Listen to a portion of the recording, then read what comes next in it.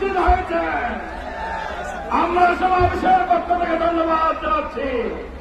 এ পর্যায়ে বক্তব্য রাখার জন্য অনুরোধ জানাচ্ছি ত্রয়োদশ জাতীয় সংসদ নির্বাচনের চকরিয়া পেকুয়া আসনের 10 দলীয় জোটের মনোনীত সংসদ সদস্য পদপ্রার্থী চকরিয়াবাসীর প্রতীক জননেতা আব্দুল্লাহ